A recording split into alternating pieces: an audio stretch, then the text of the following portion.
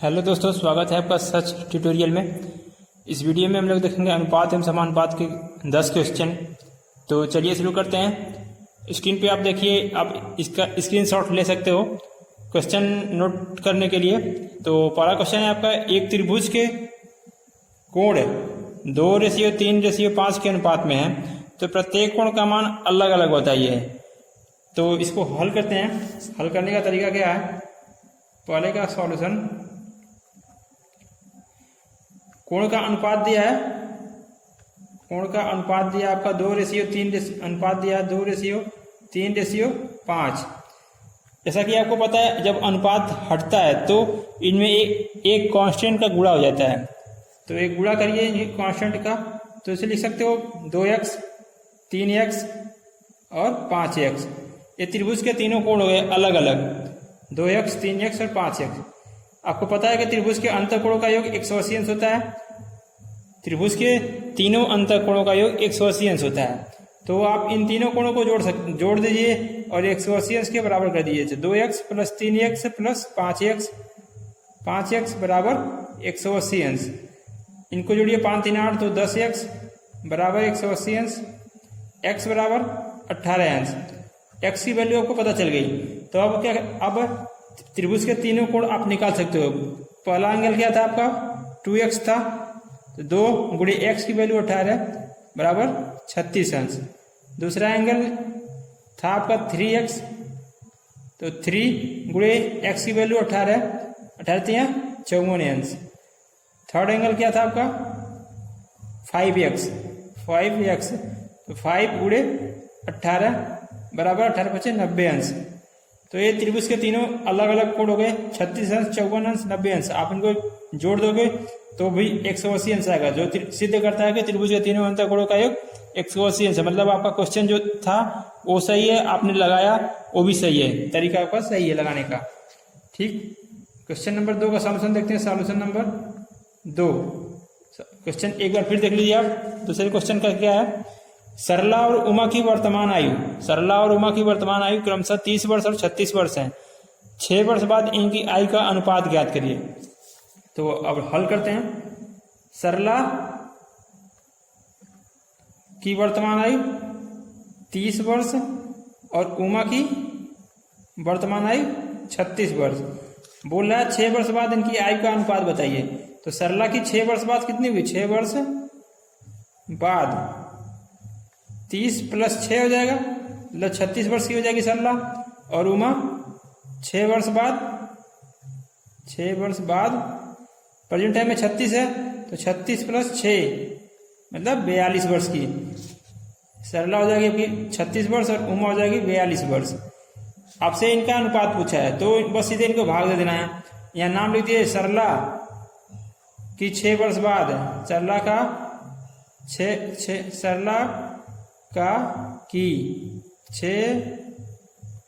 वर्ष बाद आयु बटा उमा की 6 वर्ष बाद आयु बराबर, सरला की 6 वर्ष बाद आयु 36, उमा की 6 वर्ष बाद आयु 42। आप इनको काट दीजिए, मतलब छोटा करने के अनुपात निकालने के लिए 6 × 6 = 36, 6 × 7 = 42। तो इनका अनुपात कितना हुआ, 6:7 का अनुपात हुआ। इनकी आयु का अनुपात जो 6 वर्ष बाद होगा वो 6:7 के अनुपात में होगा। अब क्वेश्चन नंबर 3 का सॉल्यूशन देखते हैं। सॉल्यूशन नंबर 3, तीसरा क्वेश्चन आप स्क्रीन पे देखिए। A/B बराबर 7:9 और B/C बराबर 15:7 हो तो A/C का मान ज्ञात करिए। क्वेश्चन दिया आपको, A/B दिया है 7:9, B/C दिया है 15:7। आपसे पूछ रहा है A/C का मान, A/C बराबर क्वेश्चन मान। तो कुछ नहीं, आप जब जहां रेशियो दिया था रेशियो का सिंबल हटाते हो तो आप इसे बटा के रूप में लिख सकते हो। A/B बराबर 7/9, B/C बराबर 15/7। आपको ज्ञात करना है A/C, मतलब A/C का मान ज्ञात करना है। तो आप इसे लिख सकते हो A/C बराबर इसको इस तरीके से लिख सकते हो, A/B गुणे B/C। यहाँ पे आप बी भी कट जाएगा, मतलब वैल्यू में कोई परिवर्तन नहीं है। यहाँ जब इसका बी इस वाले बी से कट जाएगा तो आपका क्या बचेगा, ए यहाँ बचेगा, यहाँ पे सी बचेगा, दोनों आपस में गुणे तो मतलब ए बटा सी बचेगा। तो वैल्यू में कोई परिवर्तन नहीं है। बराबर के बाएं साइड भी आपका ए बटा सी है, बराबर के दाएं साइड भी ए बटा सी है। अब देखिए ए बटा बी आप यहाँ बनाए हो, यहाँ बी बटा सी बनाए हो, तो ए बटा बी का वैल्यू आपको पता है 7/9 और बी बटा सी का वैल्यू पता है 15/7। तो वैल्यू का मान रख दीजिए यहाँ पे, ए बटा बी बराबर 7/9 रखिए यहाँ पे, गुणे बी बटा सी का मान 15/7। अब देखिए यहाँ पे दोनों में जो कॉमन है वो कट जाएंगे, 7 यहाँ का इसके साथ से कट जाएगा, तो मतलब बचेगा क्या आपका 15/9। इसे आप 3 से काट सकते हो, 3 × 5 = 15, 3 × 3 = 9, मतलब 5/3। ए बटा सी बराबर या A/C बराबर 5/3। आपसे वैल्यू पूछा था A/C का मान, तो ये है आपका आंसर। अब सॉल्यूशन नंबर 4 देखते हैं।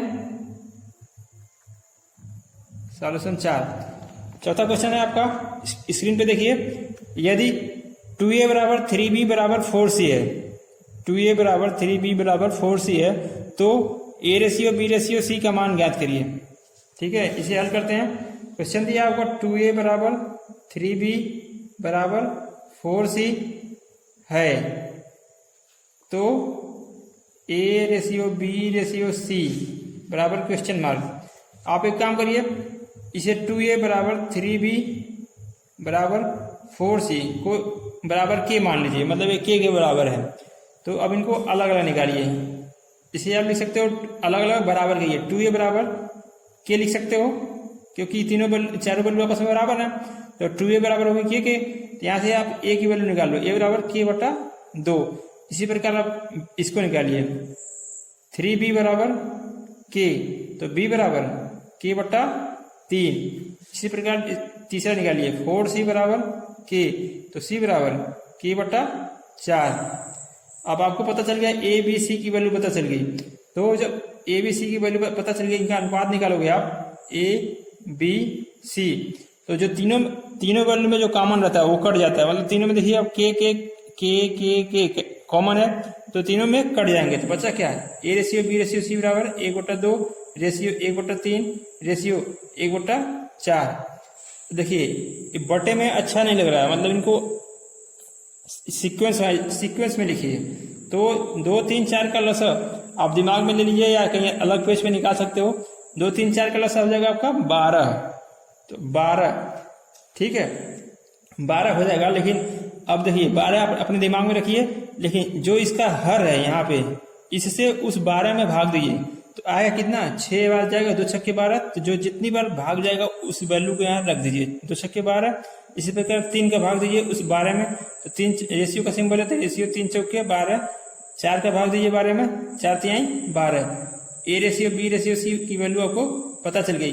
ये आसान तरीका मैं बताया हूँ शॉर्टकट में, नहीं तो लॉन्ग विधि बताता तो इससे लंबा हो जाता। ठीक है, दूसरा तरीका भी होता है इसका लगाने का, तो आप इसे से ट्राई करिएगा, वैल्यू आ जाती है। अब सॉल्यूशन नंबर 5 देखते हैं। क्वेश्चन नंबर 5 का आंसर, सॉल्यूशन 5 नंबर क्वेश्चन है आपका। स्क्रीन पे देखिए, x बराबर y/3, y बराबर z/2, x बराबर y/3 और y बराबर z/2। तो आपसे पूछा गया है x y z का अनुपात, मतलब x ratio y ratio z बराबर क्वेश्चन मार्क।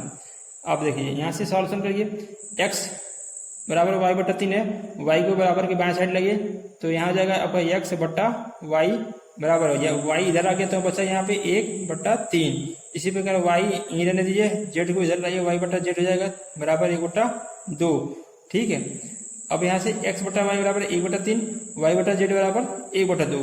इन दोनों का आपस में आप गुणा कर सकते हो, गुणा कर मतलब z, देखिए x रेशियो y पता चल गया आपको, y रेशियो z पता चल गया, तो आपको ज्ञात क्या करना है, x रेशियो z पता चल जाएगा तो आप इसकी वैल्यू निकाल सकते हो x y z का। ठीक है, तो अब देखिए x/y गुणे y/z कब कर सकते हो, आप y/z कर सकते हो, लेकिन कब, जब यहाँ पे y की वैल्यू 3 है और इस जगह भी y की वैल्यू 3 आ जाए तब। तो इसमें 3 से गुणा कर दीजिए आप, तो 3 से गुणा करोगे तो यहाँ पे हो जाएगा आपका 3 बाई इसका 3 से करोगे यहाँ पे तो 6 है। तो आप लिख दीजिए यहाँ x बटा वाई मतलब 1/3 इस y बटा जेड बराबर 3/6 गुणे 3/6। तो 3 से 3 कैंसिल, तो और यहाँ से y कैंसिल, तो x बटा जेड बराबर 1/6। यहाँ से एक वैल्यू आपको और पता चल गया, मतलब आपको क्या क्या पता चल गया। यहाँ देखिए x रेशियो y बराबर 1/3, y रेशियो जेड बराबर 1/2 और x रेशियो जेड बराबर 1/6।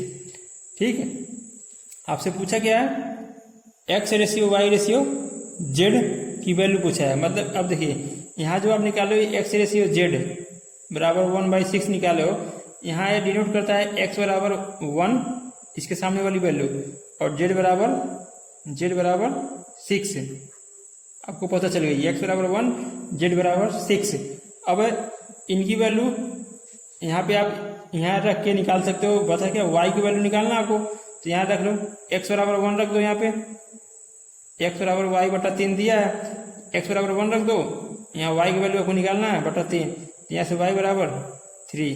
ठीक है, अब आपस में आपको पता चल गई x की वैल्यू y की वैल्यू z की वैल्यू पता चल गई। आपको ज्ञात करना था x ratio y ratio z ज्ञात करना था।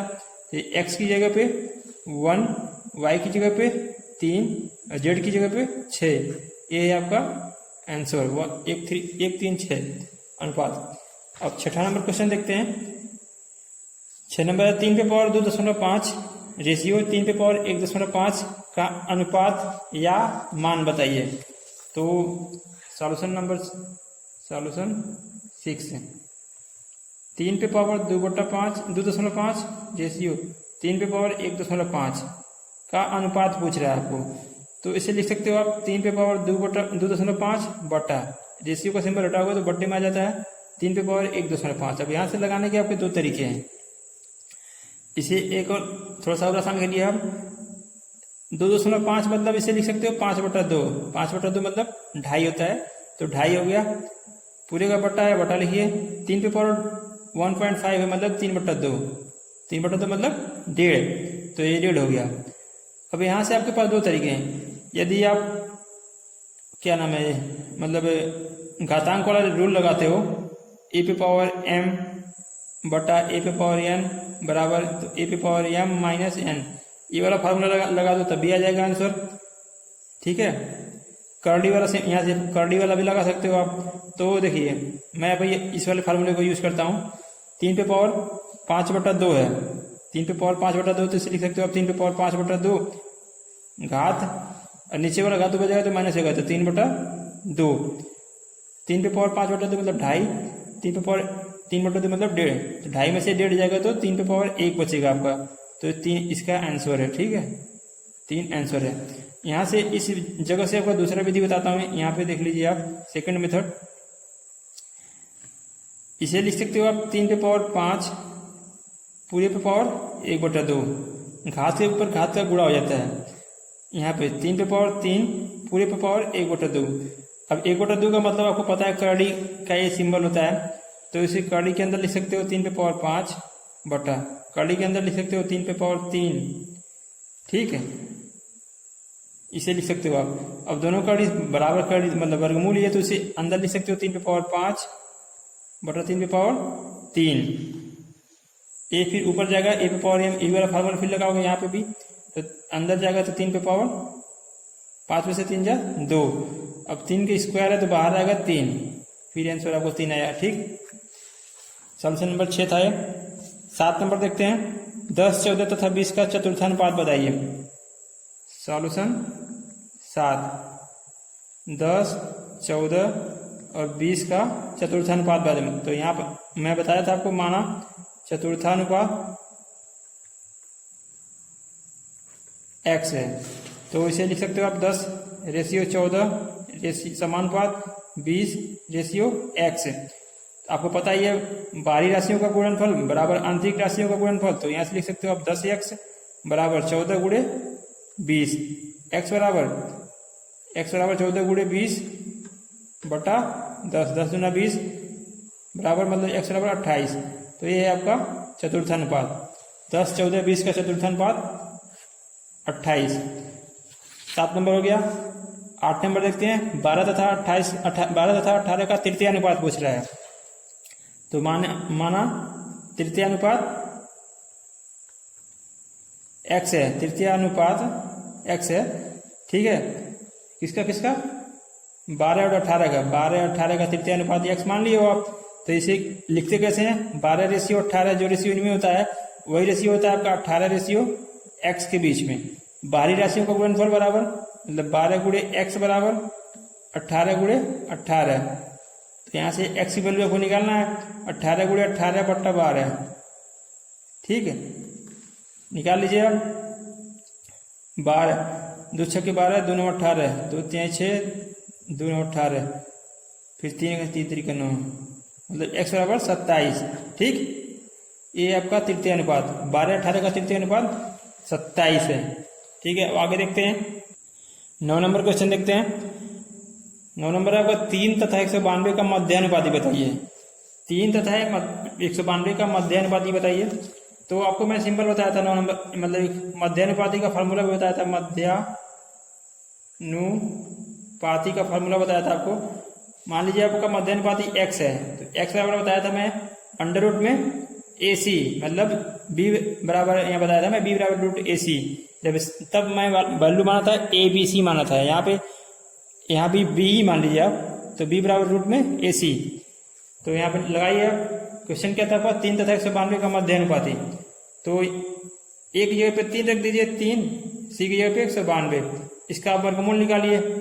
तो वर्गमूल निकालने का तरीका 3 ऐसे रहने दीजिए, 192 का गुणनखंड करिए 192 का, 2 से 2 9 18, 1 बचा, 2 छक्के 12, 2 से 2 चौके 8, 1 बचा, 2 8 16, 2 से 24, 2 से 12। थोड़ा जल्दी करिए क्योंकि वीडियो लंबा बन रहा है।